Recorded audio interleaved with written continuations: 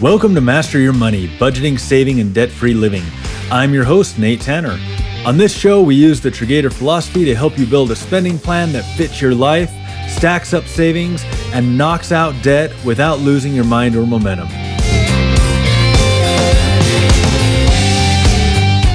Today, I want to ask you a very personal, slightly uncomfortable question. If something went wrong today, what's your plan? And no, I don't mean a zombie apocalypse. I mean your car breaks down, your water heater explodes, you need a last-minute flight.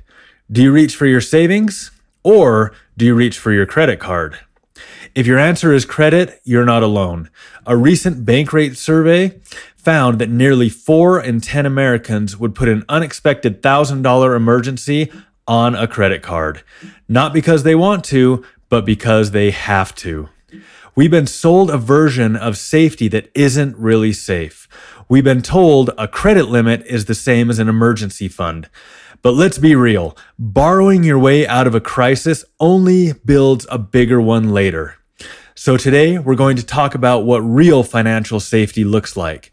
We'll look at the stats on emergency preparedness. We'll talk about the surprising piece that comes from even a small cushion. And we'll walk you through how to start building your emergency fund one paycheck at a time. This episode isn't about fear, it's about freedom. Because nothing screams confidence like knowing you can handle life without going into debt to do it. So whether your emergency fund is already rolling or you've been meaning to start someday, let's make that someday today. Let's get into it. The illusion of safety, why credit isn't a cushion. Let's talk about something a lot of people carry quietly. The belief that if something goes wrong, it's fine, I've got my credit card. We'll treat it like a safety net. But in reality, it's a debt trap dressed up as security. The credit card comfort myth. Here's the story we've all heard, maybe even told ourselves. If the car breaks down, I'll just put it on the card. If the fridge dies, the card's got me. If I need to fly out for a family emergency, that's what the credit card is for. It feels like a plan, it feels like preparedness, but it's not. According to a 2023 survey by SecureSafe, 63% of Americans say they would not be able to cover a $500 emergency without borrowing. That means nearly 2/3 of people are walking around hoping life doesn't happen this week. Let's be real. If you don't have a cash reserve, your emergency plan isn't really a plan. It's a delayed bill waiting to grow interest. Why credit isn't a safety net. So what actually happens when we use a credit card for an emergency? We fix the problem for now, but then we inherit a new one, compounding stress. In 2024, the average credit card APR is sitting at over 24%, according to LendingTree. That means a $1,000 car repair turns into a $1,250 car repair if it takes a few months to pay off. You're not solving a problem, you're just turning one into two and paying for both. And worse, you're training your brain to believe that safety comes from access to debt, not from your own discipline, intention, and preparation. Emergencies happen. That's not the problem. Cars don't call ahead to break down. Kids don't schedule broken bones.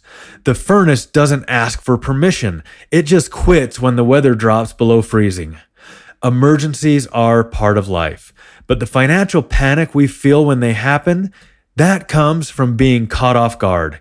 And when we're not ready, the credit card starts to look like the solution. But in Triggator terms, that card is the financial alligator in disguise. It promises to help, but it takes a bite out of your future every single month.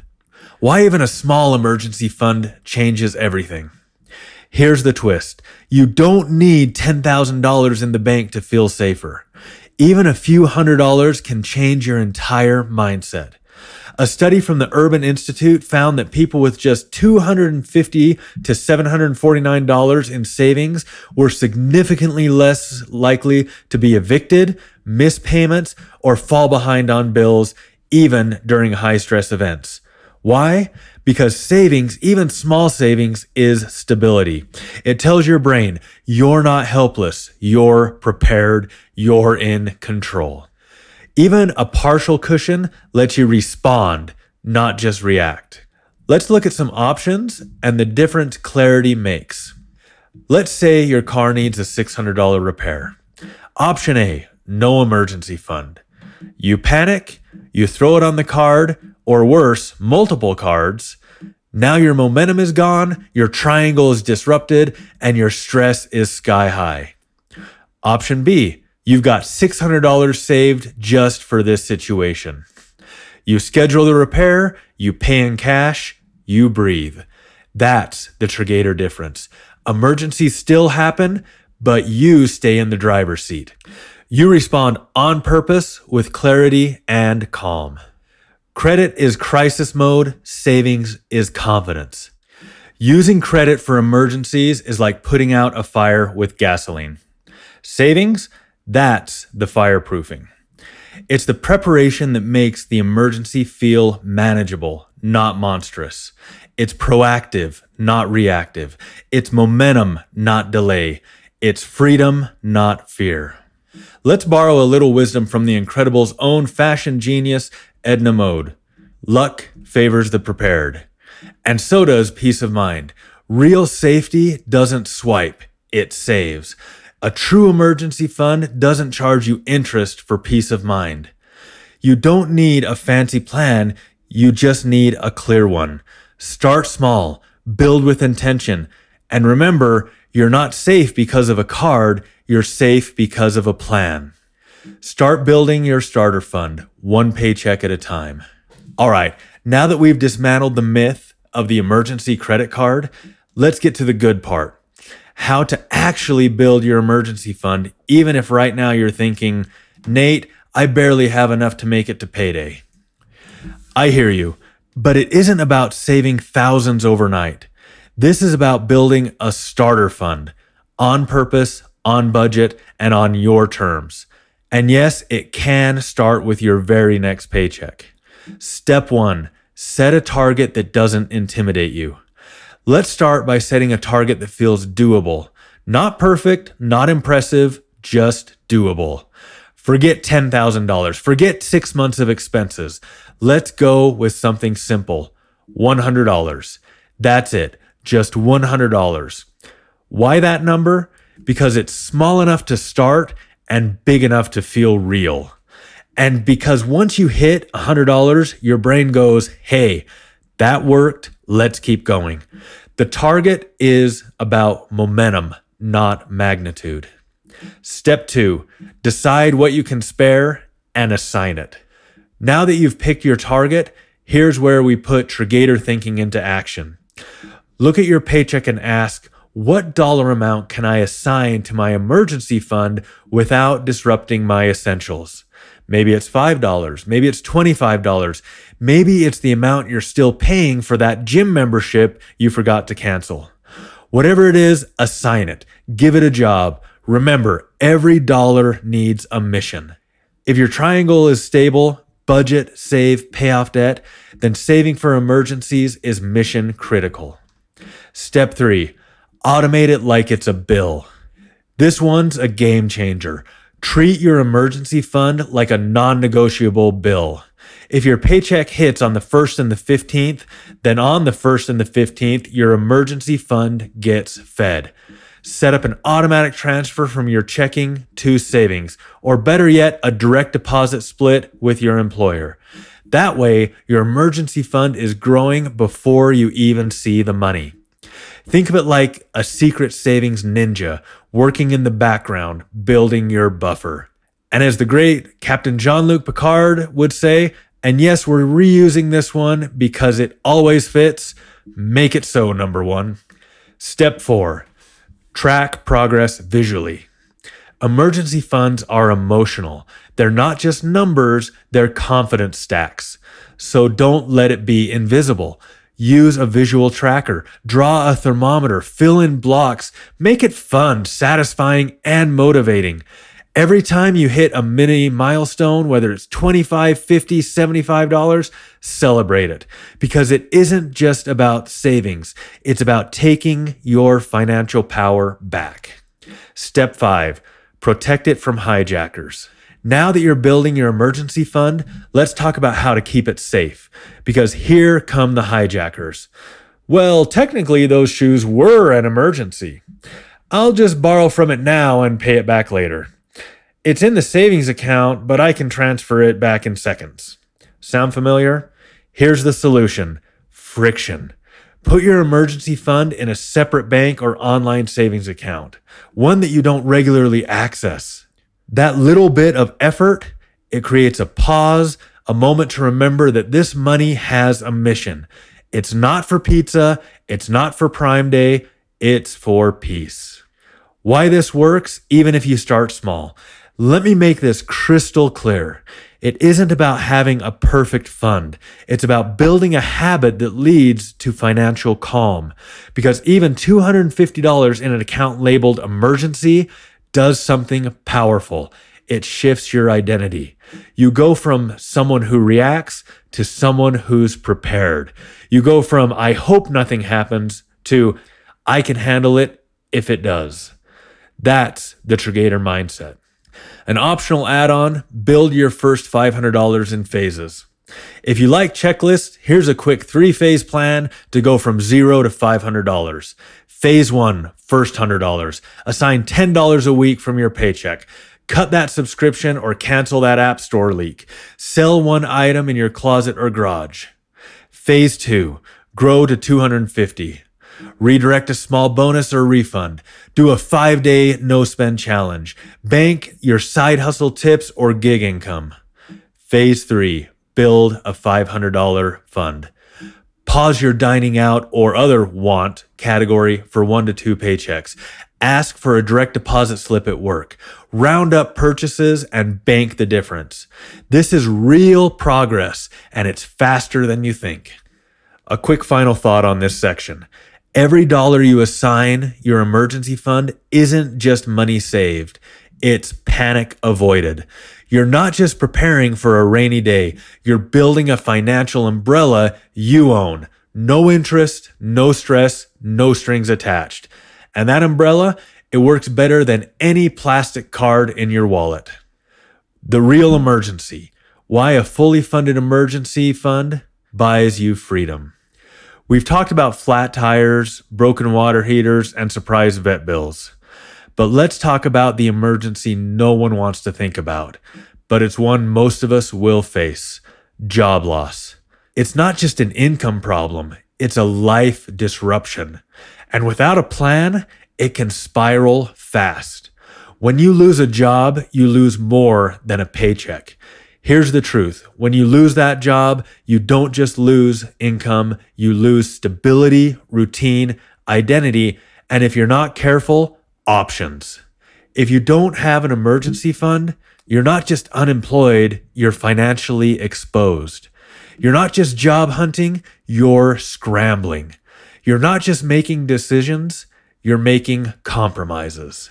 The cost of desperation. Let's get real. Credit cards, they max out fast, and the payments start before the new job does. Unemployment benefits, they help, but they're not a full paycheck, and they don't last forever. New job offers, without a cushion, you might take the first one that comes, even if it pays less, demands more, or doesn't align with your goals. In fact, according to a study by the Hamilton Project, about 2/3 of dislocated workers accept jobs with lower wages than their previous positions, with 1/4 experiencing wage reductions of 30% or more. That's not a career move, that's survival mode. The psychological toll, the financial strain is obvious, but the mental load, it's crushing. One day without a paycheck chips away from your confidence. Every bill becomes a reminder of what you've lost. And the longer it takes to find the right job, the more likely you are to settle for the wrong one. It's a vicious cycle, and it starts the moment your income stops. The power of a full emergency fund. Now, imagine this. You've built a 6-month emergency fund.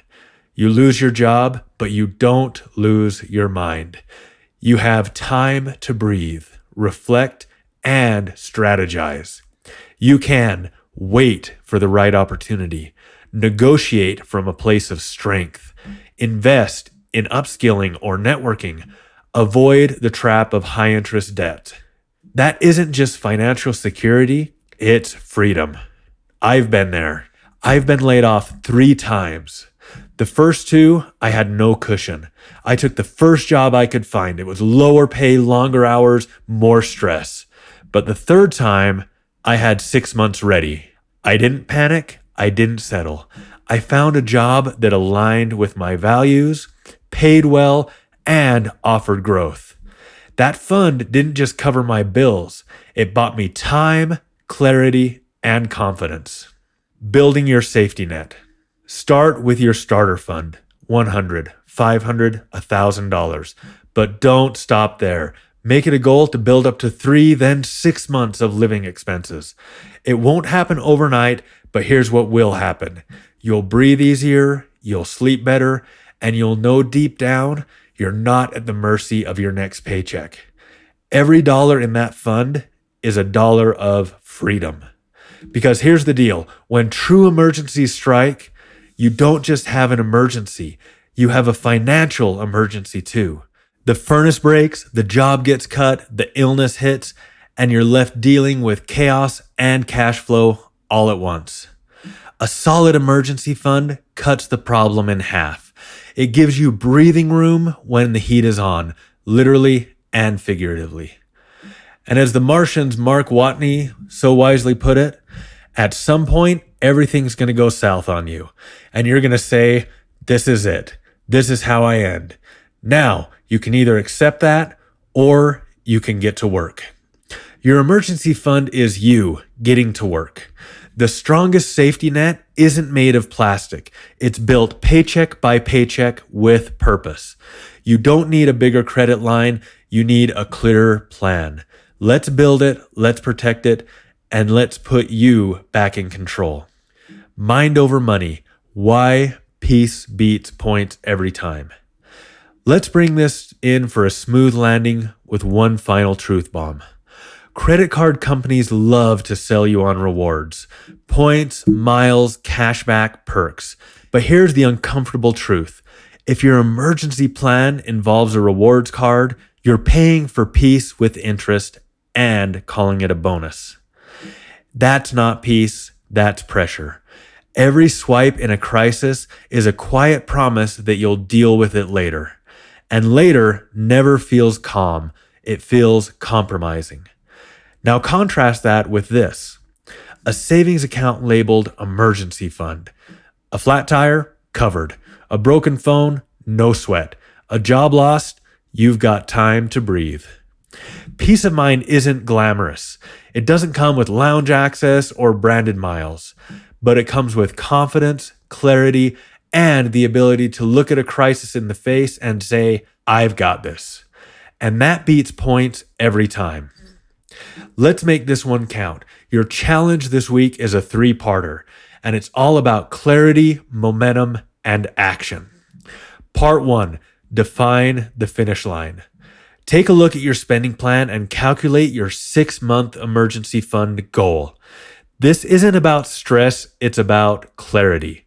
Write it down, make it real. Even if it feels far away, now you have a direction. Part 2, see where you are and level up. Take an inventory of what you already got. At $0, make your next goal 100.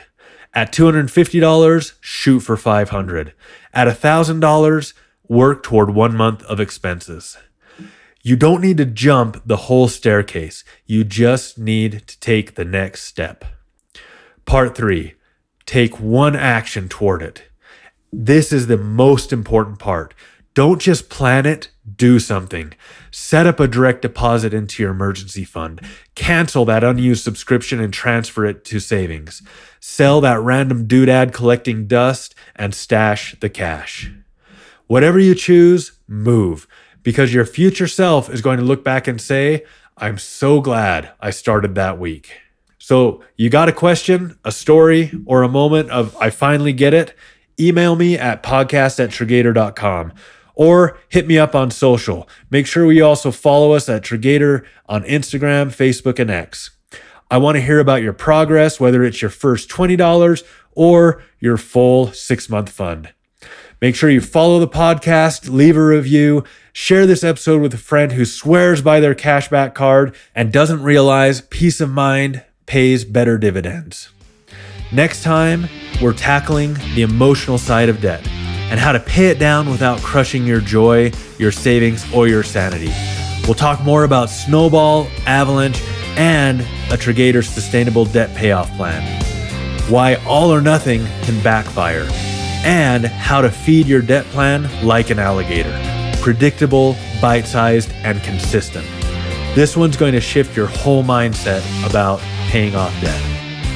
Remember, emergency funds don't earn you miles, they earn you freedom. And that is the best reward there is.